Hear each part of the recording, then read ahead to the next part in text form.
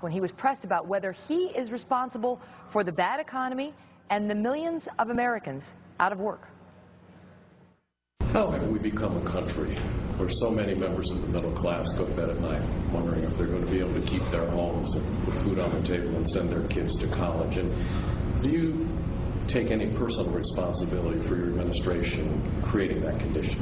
Well, we didn't create the condition. We haven't solved it fully yet because it was 3 decades in the making. I mean, if you look at the trend lines, essentially what's happened is that because of automation, because of globalization, you had a lot of manufacturing move out of the United States. Joining me now for a fair and balanced debate, Simon Rosenberg, director of the New Democrat Network, editor of the National Review. All right, guys, so the president was saying, look, we didn't create it, and then he went on to say that we haven't completely solved it yet. But he says, look at the trend lines. It wasn't us. Rich, fair? Well, I mean, if you're in a position to really take credit for a good economy, all these interviews would be about taking credit. Instead, the entirety of his communications effort lately has been about shifting the blame and blaming others, blaming Republicans, even though they're basically powerless during his first 2 years and he got everything he wanted, more or less, blaming the rich, even though they have nothing to do with the struggles of the middle or in the lower end. And now he's blaming these huge historical forces which he has no control over. So, you know, he's supposedly modeling himself on Harry Truman in 1948, but he certainly doesn't have that "the buck stops here" sign on his desk. Simon, is it fair to, you know, obviously, I mean, Ron Paul was just on here moments ago. He's a Republican presidential candidate. He was saying it's not all about Obama. You know, some of these conditions were created long before President Obama.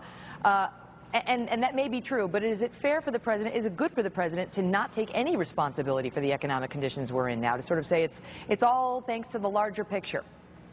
Well, I think what he said is true. I think that the conditions of the current economy, the financial meltdown, slowness in wages and income in the last decade, you know, the recession itself, all of that stuff happened before he became president.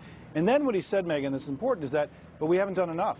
He said it's fair criticism to say that the stuff we've done hasn't made the economy strong enough, because certainly he's taken responsibility. Look at all the things they've done, right? The auto bailout, the stimulus plan, FTAs with 3 countries. I mean, this has been an incredibly vigorous administration. They've thrown a lot of stuff against the wall. And what he said, candidly, is that all that we've done, which has been significant, still isn't enough, and there's more to do.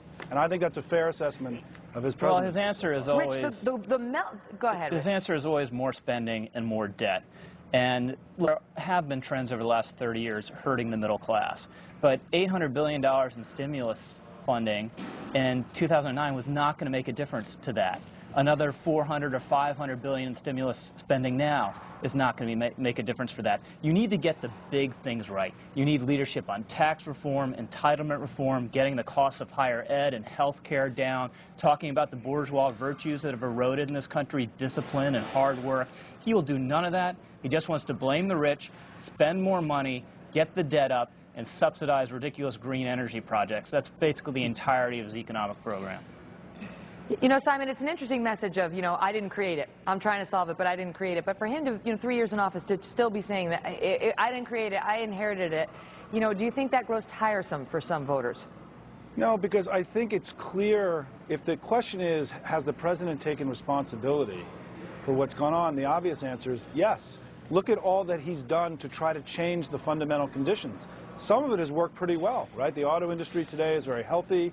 We have a better healthcare system, a better financial system than we had before, but it's still not good enough. And I think that's what this election in 2012 is going to be about, is not what happened, but who's got a better plan now to Simon, take where things are today and make them better in the future. He's not taking responsibility. This is all about shifting responsibility. If you're taking responsibility, he would say, yes, I did a lot of stuff, as you're rightly pointing out, Simon. I had 2 years with this massive liberal agenda that I passed through, and judge me on my results. He won't say that because he knows what the verdict would be.